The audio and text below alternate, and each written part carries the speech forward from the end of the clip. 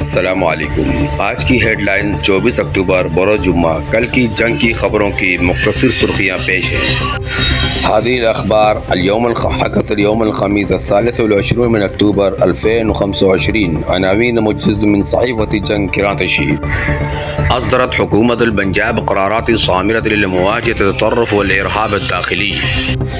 پنجاب حکومت نے انتہا پسندی اور اندرونی دہشت گردی کا مقابلہ کرنے کے لیے سخت فیصلے جاری کیے ہیں۔ السلطات تشدد الإجراءات ضد من يحملون السلاح ضد الدولة والمقيمين بصورة غیر قانونیہ۔ ریاست کے خلاف بندوق اٹھانے والوں اور غیر قانونی رہائش اختیار کرنے والوں کے خلاف اقدامات مزید سخت کیے جائیں گے۔ قادت البحرية الباكستانية عملية في بحر العرب وأسفرت عن ضبط مخدرات بقيمة مقدر ب 275 مليار روپیہ وتلقت التهاني الأمريكية۔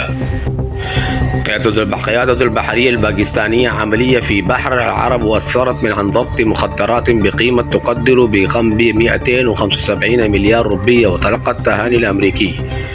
پاک بحریہ نے بحر عرب میں کارروائی کر کے 275 ارب روپے مالیت کی منشیات ضبط کر لی۔ امریکی سینٹرل کمانڈ نے مبارکباد دی۔ سجل انخفاض بنسبة 6% في حجم التجارة الثنائية بين باكستان وأفغانستان خلال يوليو سپتمبر 2025۔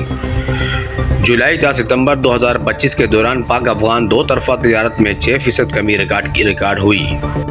استطلاع رأي حديث في الولايات المتحدة يظهر أغلبية تؤيد اعتراف أمريكا بدولة فلسطينية مستقلة۔